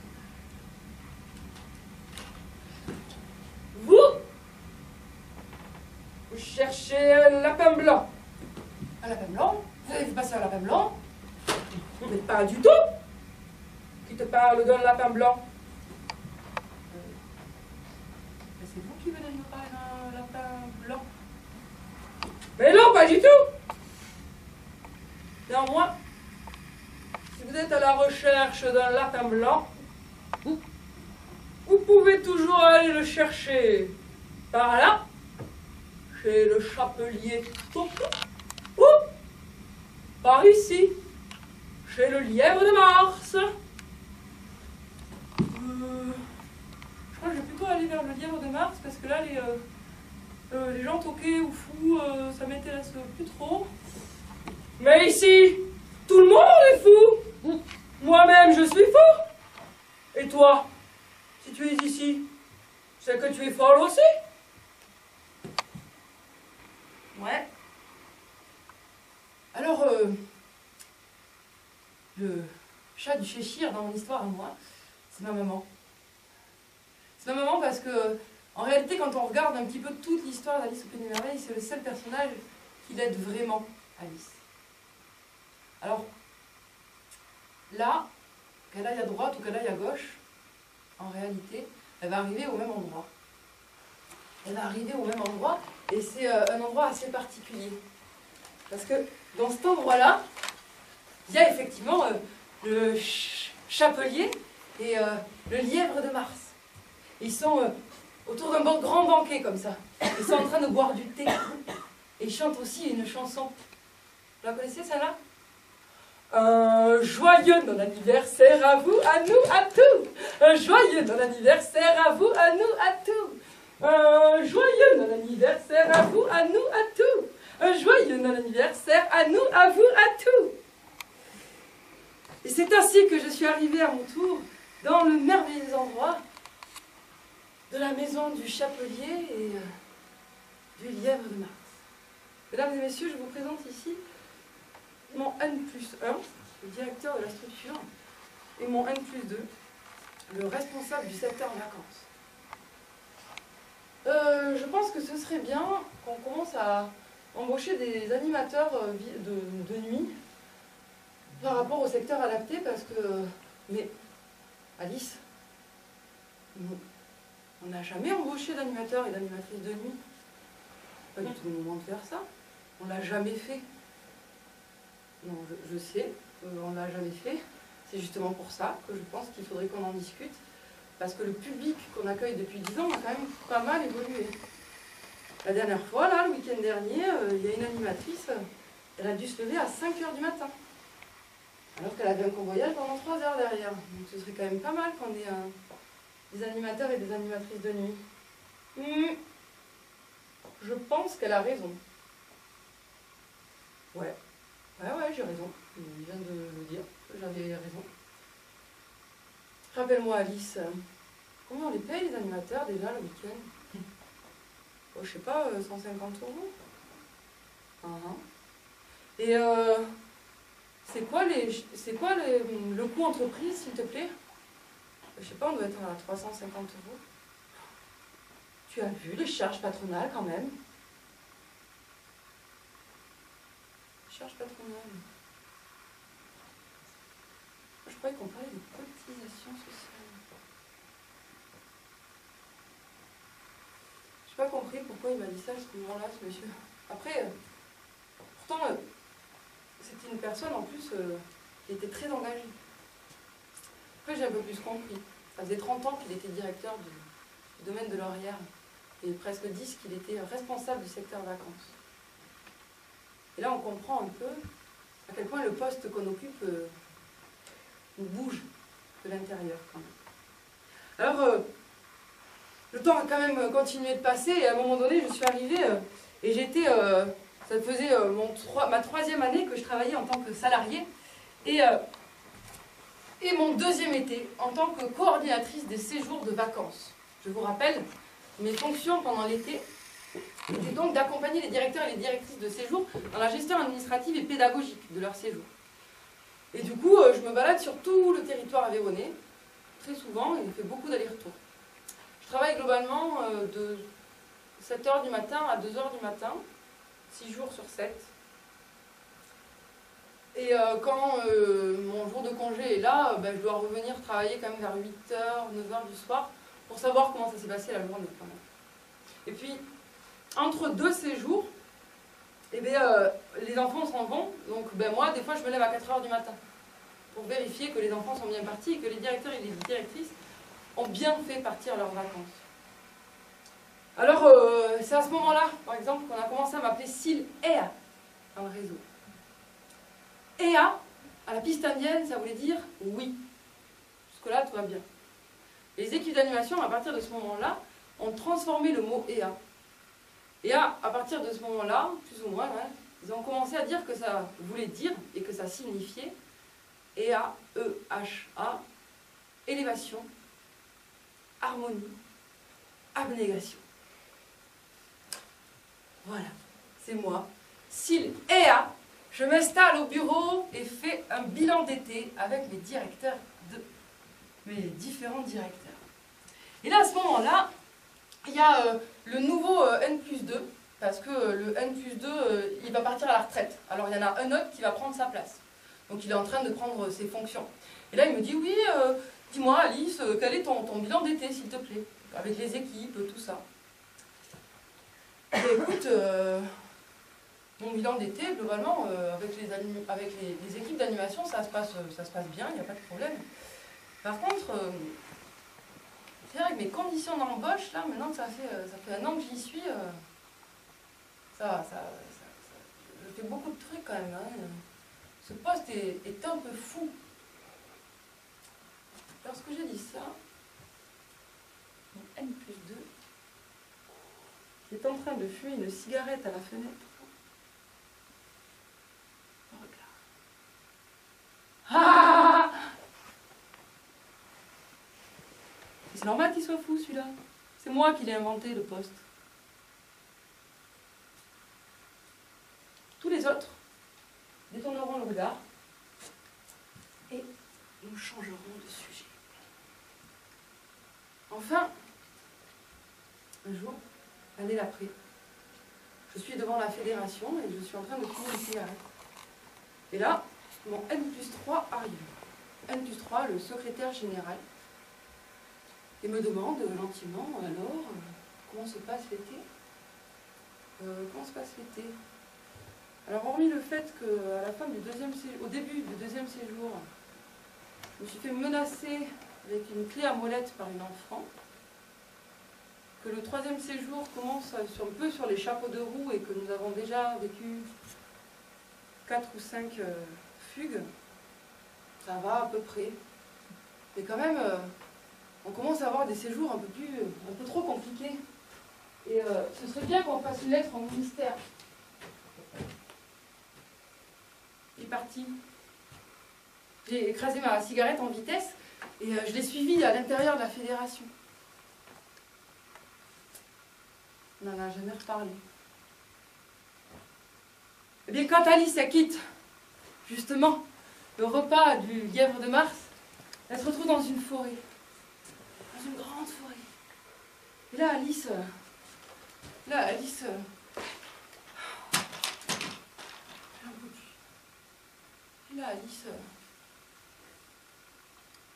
Elle se met à pleurer.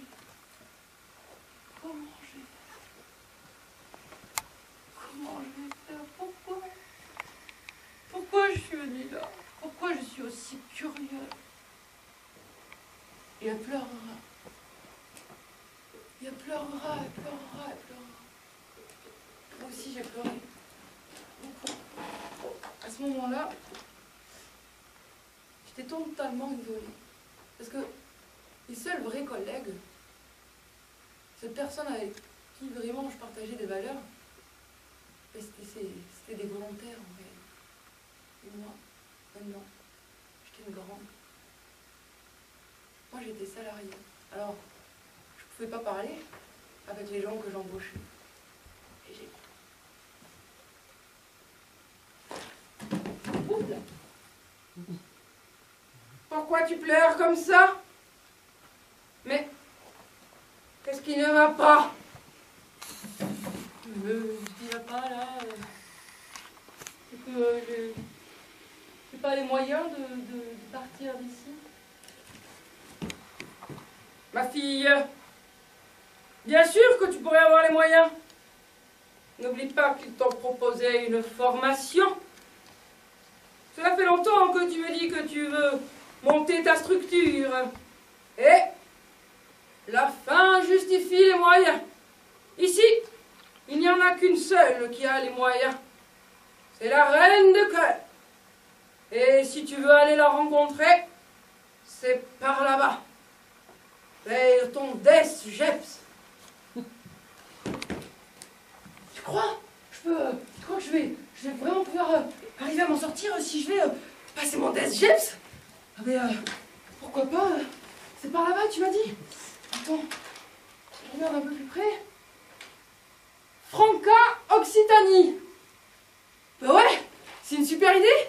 Allez, je vais passer mon Jeps. Le Jeps, le diplôme d'état supérieur de la jeunesse, de l'éducation populaire et des sports, animation socio-éducative et culturelle, mention directrice de structure et de projet. Waouh! Eh bien avec ça, je vais pouvoir me réarmer, c'est trop bien. Alors à ce moment-là, Alice, effectivement, elle prend le petit arche que lui ouvre le chat du Cheshire. Et là, elle va tomber dans le jardin de la reine de cœur. Et là, elle va rencontrer des personnages. Ils sont en cartes. Ils sont en cartes à jouer et c'est des jardiniers. Et ils ont un pinceau dans la main comme ça. Et là, avec le pinceau, ils s'amusent à repeindre des roses en rouge. Et bien moi, avec mon DSJEPS, c'est ce que j'ai appris à faire. Parce que eux, ils peignaient des roses en rouge. Ils peignaient des roses en rouge. Ils peignent des roses en rouge. On fait du beau avec du faux. On fait du beau avec du faux. On fait du beau avec du faux et tout le monde est content. Et ouais, le DSJEPS, j'ai appris à faire du beau avec du faux. Et j'y ai vraiment cru, hein. J'y ai vraiment cru. J'ai vraiment cru que à coup comme ça de diagnostic de territoire, j'allais arriver à comprendre, mais qu'est-ce qui se passait dans la structure.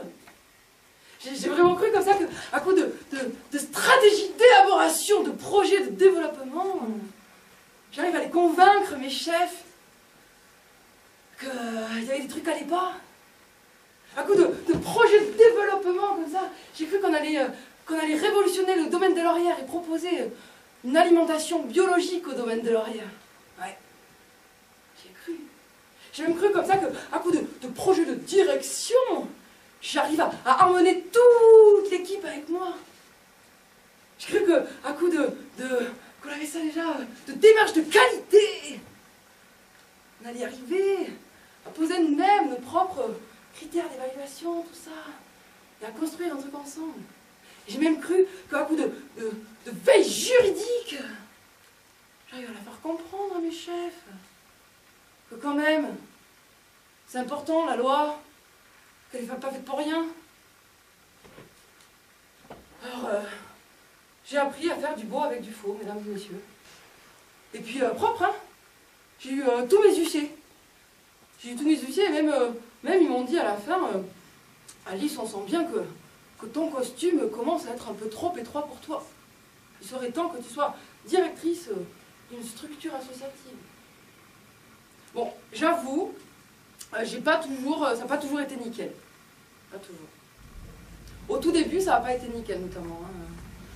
Quand j'ai passé mon UC1 et mon UC2, j'avais pas tout compris, l'UC1 et l'UC2, donc c'est les unités capitalisables. C'était le diagnostic de territoire et la stratégie d'élaboration du projet de développement, tout ça. Et la première fois que je l'ai passé, je suis un peu tombée à côté. Si vous voulez, dans Alice au Pays des Merveilles, c'est un peu le moment où il y a la reine de cœur qui arrive. Et qui regarde Alice comme ça. Moi, la reine de cœur, elle m'a regardée. Puis elle m'a dit, Alice, il faut que tu apprennes à faire la différence entre la militante et la professionnelle. Dans Alice au Pays des Merveilles, c'est un peu le moment où elle regarde Alice comme ça, elle dit Alice, il faut que tu apprennes à faire la révérence. Alors Alice, elle est à côté comme ça, elle dit oui, votre majesté. On va faire la révérence. Elle fait des courbettes. Parce qu'on lui a déjà dit, Alice, que si elle faisait pas ce qu'on lui demandait, la reine, elle allait couper la tête. Alors Alice, oui, votre majesté. Des courbettes. Et elle fait ça bien. Elle ira même faire une partie de croquet avec la reine. Avec des gardes, des flamants roses, des hérissons. Alors, au bout d'un moment, Alice, elle voit bien hein, que toutes ces personnes-là, elles font tous et toutes en sorte que la reine, elle perde jamais. Parce que si la reine, elle perd, c'est eux qui la perdent. La tête. Alors ils trichent. Ils font ils l'humilient, Alice. Ils la mettent de côté. Et à un moment donné, il y a le chat du Cheshire qui va apparaître sur les fesses de la reine. Il va caler un flamant rose sous la robe de la reine. Et là, pop, elle va tomber. Et là, quand elle va se relever, elle va être dans une broye. Qu'on lui coupe la tête.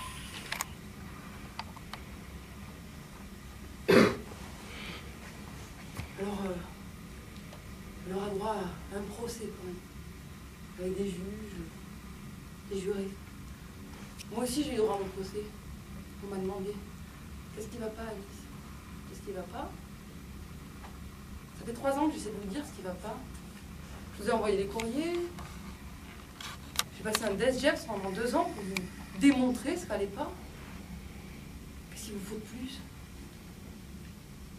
Et en fait, vous n'entendez pas? On a le procès d'Alice. Parce qu'en réalité, il n'y avait pas d'enjeu pour eux. Parce que le procès il est complètement compliqué. Parce que la sentence, elle a déjà été donnée. Alors quand elle comprend ça, Alice, quand elle comprend ça, elle se met à courir. Et elle court, elle court, elle court, elle court. Et là, elle se retrouve derrière la petite porte comme ça. Et elle est en train de se voir, en train de dormir. Et elle se regarde et elle dit, mais réveille-toi, réveille-toi, réveille-toi. Et réveille-toi, parce qu'il y a tous les autres qui sont en train de lui courir après. Mais réveille-toi, réveille-toi, réveille-toi. Ou sinon tu vas crever.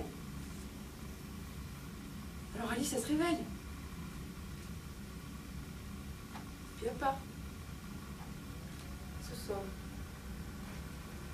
Et moi, j'ai fait pareil. Je me suis sauvée. Juste avant l'été d'ailleurs. Et au moment où je suis partie, juste avant de passer la porte, comme ça, j'ai écouté une dernière fois les conseils du chat du Cheshire. Si tu dois partir, Alice, si tu t'en vas, surtout dis-leur. Surtout dis-leur pourquoi. Qu'ils entendent au moins une fois la vérité sur ce qu'ils font. Alors je l'ai écouté. Je me suis retournée, je leur ai fait front et j'y suis allée. J'y suis allée à l'Assemblée Générale. Et j'ai parlé devant tout le monde, 10 minutes. Et je leur ai expliqué à quel point j'étais en colère, à quel point j'éprouvais de la haine, de la honte, du dégoût et de la tristesse. Et puis je les ai prévenus aussi. Et je leur ai dit, j'étais jusque-là une sincère alliée. Sachez que vous avez presque créé une fervente ennemie. Ben ouais, parce qu'il ne faut pas se leurrer, hein, c'est eux qui m'ont créé. C'est eux qui m'ont armé là. Qui ont cherché à faire de moi une machine de guerre. Après quoi? Jeter en pâture à la reine. Parce que je ne veux pas, moi, devenir un soldat, un garde, un chien de garde, ou bien me transformer en carte à jouer pour la reine. Alors je suis partie. Et quand j'ai fini mon intervention, là, il y en a un seul qui est venu me voir, un seul. Et vous savez ce qu'il m'a dit? Toi, t'es comme un marteau, Alice. Tu martèles. Ben ouais, je martèle. Ouais. Et moi, je préfère être le marteau que l'enclume. Parce qu'il y en a marre de prendre des coups. Parce que ça fait trop mal. Parce que c'est plus possible, en réalité, de faire des courbettes comme ça. À des gens complètement incohérents. Et qui quoi? Veulent vous couper la tête à chaque fois que vous n'allez pas dans leur sens? Alors non. C'est pour ça que je suis là ce soir, vous voyez. C'est moi, Alice. Je suis partie dans d'autres lieux, comme je leur avais dit, pour venir confronter mes idéaux ailleurs. Et moi, aujourd'hui, devant vous, là, il va falloir aussi que je vous la dise, la vérité, ma vérité. Et moi, j'accuse. J'accuse ce foutu lapin blanc, là. Je l'accuse, lui, là, d'attirer des petites filles comme moi dans son terrier et de lui faire croire que le monde, il est beau et le monde, il est gentil. Mais moi, je vous le dis, le monde, il n'est pas beau et il n'est pas gentil. En tout cas, pas celui qui nous propose. Alors moi, je l'accuse, lui, parce que lui, il est au service de la reine. Et la reine, c'est une dictatrice. Voilà. Alors, comme on est en démocratie, mesdames et messieurs, quand on accuse, il faut des témoins. Et moi, j'en ai 2. J'appelle à la barre l'histoire. Qu'avez-vous omis de dire à la petite Alice la fois où vous l'avez rencontrée?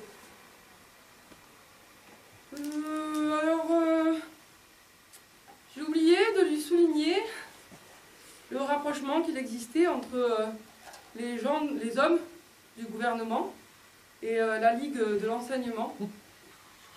Comme par exemple Félix Faure, qui a été président de la République en 1895, et en même temps, la même année, président d'honneur de la Ligue de l'enseignement. Léon Bourgeois également, ministre en 1890, président de la Ligue en 1894, président des conseils des ministres en 1895, président de la Chambre des députés de 1902 à 1904 et président du Sénat de 1920 à 1923.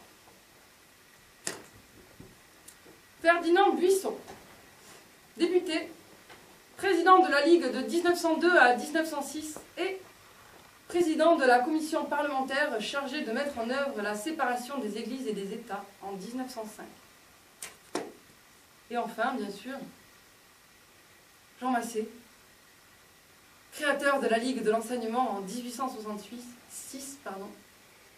Il sera élu sénateur en 1883, sénateur inamovible, mesdames, messieurs.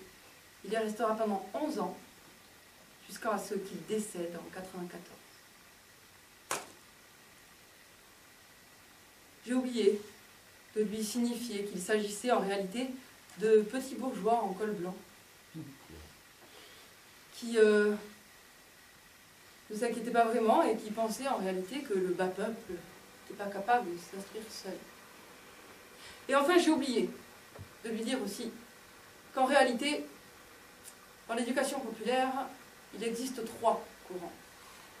Il y a le républicain, vous l'aurez compris, le catholique, j'ai bien compris que cela ne l'intéresserait pas beaucoup, et un autre courant, l'ouvrier. le courant ouvrier. Je n'en ai pas trop parlé parce que j'ai moi-même un peu du mal à comprendre d'où il prend sa source, comment il fonctionne. Il est tellement diffus un peu partout que c'est compliqué. Cependant, je me disais bien aussi que c'était peut-être un courant qui l'intéresserait, parce que il semblerait que la maxime « l'éducation du peuple, par le peuple et pour le peuple » ait un peu plus de sens dans ce courant-là. Bien, merci l'histoire. J'appelle à la barre le deuxième témoin. Présentez-vous s'il vous plaît. Faites votre déclaration. Nous sommes un groupe issu du social en fabrique. Nous avons été retenus pour un appel à projet en 2015.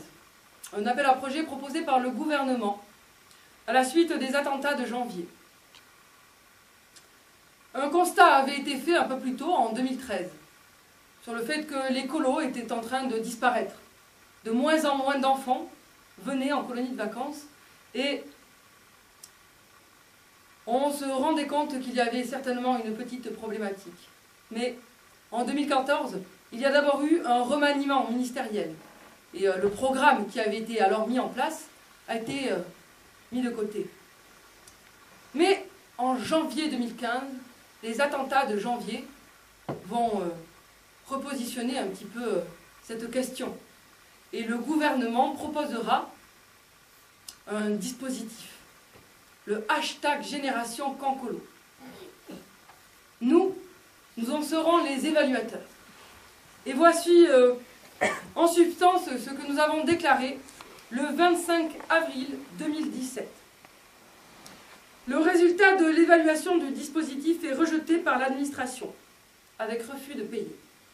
Motif, elle ne répond pas aux obligations du cahier des charges. En fait, le conflit est politique et porte sur la question de la mixité. Nous montrons que le marché, par la segmentation, et les politiques publiques, par le ciblage des populations, séparent les publics. Ce qui veut dire que, pour construire de la mixité, il est nécessaire de revoir et repenser la manière de construire, de faire, d'organiser et de vendre des colos. Permettre à des publics de se rencontrer ne s'improvise pas, sauf à reproduire toujours les mêmes processus de domination. Pour construire des rencontres entre des publics qui ne se côtoient pas ou plus, la formation et la remise en question du modèle pédagogique actuel et datant des années 50 sont nécessaires. Pourtant, en accord avec de grands organisateurs qui voient la colo uniquement comme un produit, ainsi qu'avec une segmentation de l'offre pour sauver les colos, le ministère a fait le choix de la libéralisation, en s'appropriant les outils communication, mise en concurrence, appel à projet, démarche qualité. Dans cette logique et malgré la communication affichée, pas de mixité. Les colos ne sont plus un outil permettant aux enfants et adolescents de se rencontrer. Le sens disparaît. Le rapport d'évaluation montre donc que le dispositif hashtag Génération Cancolo ne répond donc pas aux objectifs qui lui ont permis d'être financés. Et de continuer, malgré nos travaux, nos remarques et nos préconisations, le dispositif hashtag Génération Cancolo sera renouvelé en 2016, sans évaluation cette fois-ci. Si le ministère a fait le choix de détourner un travail sur la mixité vers une politique de libéralisation du marché, avec l'appui de certains organisateurs, nous pouvons alors nous poser la question de ce que sont devenus les 3 millions d'euros de budget de 2016. À qui et à quoi ont-ils servi? À payer des boîtes de com? À créer des hashtags? À financer des projets permettant de construire de la mixité des publics? En l'absence d'informations, des doutes s'installent et appellent à un éclaircissement. Effectivement, oui. On en aimerait bien l'éclaircissement aussi. Alice, avez-vous autre chose à déclarer? Oui? Je voulais vous préciser quand même que dans cette histoire, le petit lapin blanc, c'est le courant républicain de l'éducation populaire. Mais je vous rassure, hein, ça se multiplie vite, ça d'être là. Ça pullule. Il y en a dans tous les champs. Alors il faudra peut-être commencer à les regarder un peu plus près, les voir. Je voulais lui dire aussi à ce petit lapin là, qui court toujours après le temps. T'es en retard, en retard, en retard. Ben ouais, t'es en retard, mec. Carrément à la bourre.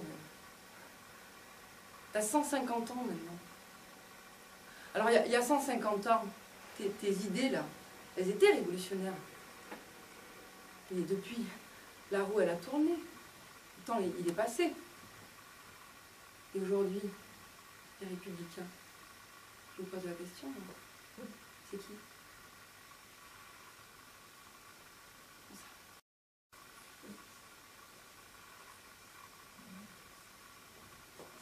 Je voulais lui dire aussi que malgré sa perversion, à ce petit lapin blanc, il m'a quand même beaucoup aidé et il m'a armé, justement. Il m'a armé avec un super outil, en tout cas pour moi. Ça s'appelle, on appelle ça l'ECPPA. ECPPA. Ce sont les critères d'évaluation du stage BAFA, lors d'un stage BAFA. Là-dessus, nous évaluons nos stagiaires sur leur capacité à écouter, à comprendre ce que l'autre te dit, à participer dans un débat, parce que c'est important, à se positionner aussi, et à apprendre à argumenter ses positions. Je me dis que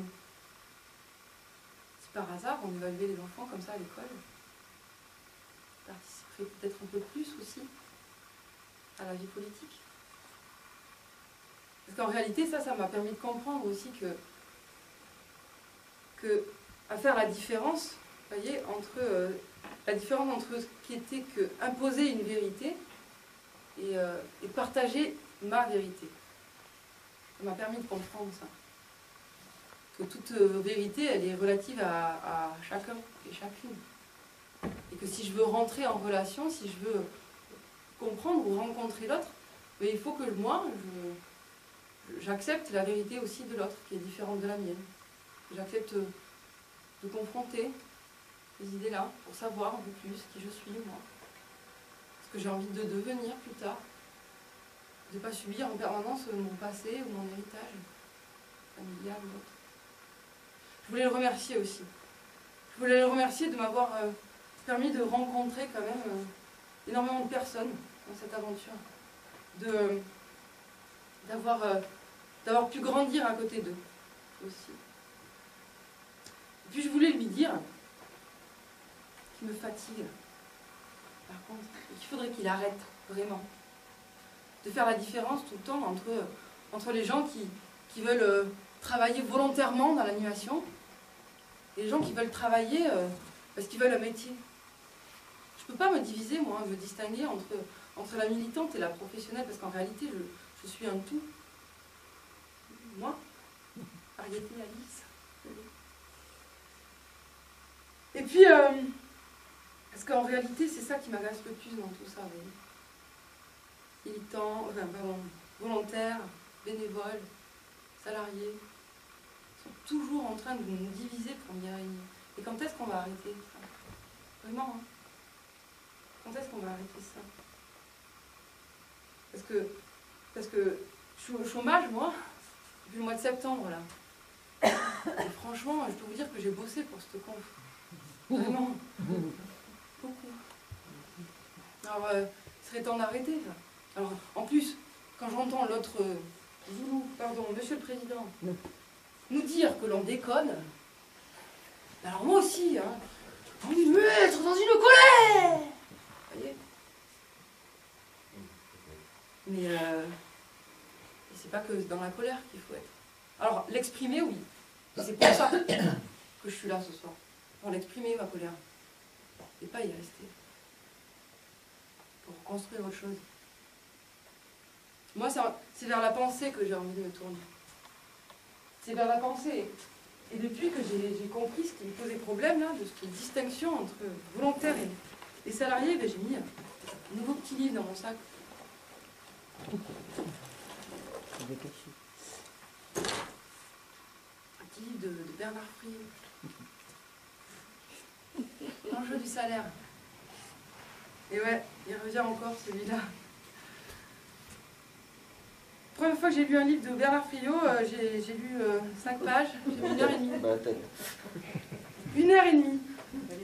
Alors j'ai pas tout compris, hein. J'ai pas tout compris dans son propos, vraiment pas, parce que ben, j'en ai pas eu le temps, justement. Il va falloir que je m'y attelle un peu plus. Mais par contre, ce que j'ai pigé, c'est son salaire à vie quand même. Et ça, je sais que ça, c'est peut-être une, en tout cas, des solutions pour mon problème à moi. On arrête de distinguer les volontaires et les salariés tout le temps. Parce qu'en fait, c'est la même chose. C'est pareil. Et là où je le rejoins aussi, ce monsieur, c'est qu'en réalité, il nous donne la possibilité de voir l'être humain un peu autrement, comme on le voit aujourd'hui. C'est-à-dire comme un être qui ne veut que dominer l'autre, qui ne veut que abuser de lui pour en tirer un profit. Et là, j'ai envie de renouer aussi avec ce que pouvait me dire ma grand-mère ou même ma maman. Parce que c'est pas vrai tout ça. Parce qu'en nous, en chacun de nous, on en a un potentiel créateur. Son salaire à vie, pour moi, c'est un peu la possibilité, vous voyez, d'accepter qu'on est tous et toutes différents dans la société, qu'on n'a pas tous et toutes les mêmes besoins, et qu'il n'y a personne au monde qui doit nous dire ce qui est bon pour nous, à la place de nous-mêmes. Qu'on a tous et toutes des héritages, des chemins de vie différents, et que donc c'est à nous de pouvoir faire ce qu'on peut avec ce qu'on veut. Et son salaire à vie, ben c'est peut-être la possibilité de ça. Pas dépendre du système, mais de pouvoir faire son chemin. Et que petit à petit, en faisant son chemin soi-même, eh ben, on va pouvoir réinjecter dans la société plus de beau. Voilà. En fait, il me redonne un petit peu de liberté, Bernard Friot. De liberté, et il me rend responsable de moi-même. Alors par rapport à cette liberté, je voulais terminer en vous chantant une petite chanson. Et celle-là, je vais la dédier déjà à nous, tous et toutes là, et particulièrement à ma grand-mère, puis à ma maman. C'est une chanson qui a été écrite en Espagne, franco, depuis la date en tête. En espagnol, elle s'appelle l'estaca. Et en France, on appelle ça le pieu. On l'appelle le pieu. Et je me suis permis, pour ma grand-mère, de changer un petit peu les paroles. Du temps où je n'étais qu'une gosse, ma grand-mère me disait souvent, assise à l'ombre de son porche, en regardant passer le vent. Petite, vois-tu ce pieu de bois auquel nous sommes toutes enchaînées? Tant qu'il sera planté comme ça, nous n'aurons pas la liberté. Mais si nous tirons tous, il tombera. Ça ne peut pas durer comme ça. Il faut qu'il tombe, tombe, tombe, vois-tu comme il penche déjà. Si je tire fort, il doit bouger, et si tu tires à mes côtés, c'est sûr qu'il tombe, tombe, tombe, et nous aurons la liberté. Petite, ça fait déjà longtemps que je m'y écorche les mains, et je me dis de temps en temps que je me suis battue pour rien. Il est toujours si grand, si lourd, la force vient à me manquer, et je me demande si un jour nous aurons bien la liberté. Mais si nous tirons tous, il tombera. Ça ne peut pas durer comme ça. Il faut qu'il tombe, tombe, tombe. Vois-tu comme il penche déjà. Si je tire fort, il doit bouger. Et si tu tires à mes côtés, c'est sûr qu'il tombe, tombe, tombe. Et nous aurons la liberté. Puis ma grand-mère s'en est allée. Un vent mauvais l'a emmené, et je reste seule sous le porche, assise au pied du vieux pieu noir, où tant de mains se sont usées. Je chante des chansons d'espoir qui parlent de la liberté. Et si nous tirons tous, il tombera. Ça ne peut pas durer comme ça. Il faut qu'il tombe, tombe, tombe. Vois-tu comme il penche déjà? Si je tire fort, il doit bouger. Et si tu tires à mes côtés, c'est sûr qu'il tombe, tombe, tombe. Et nous aurons la liberté. Oh.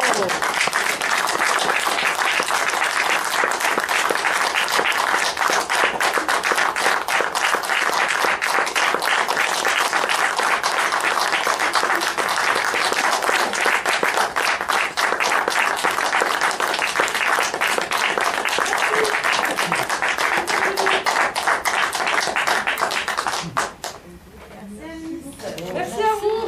Bravo, bravo. Alors, merci Alice.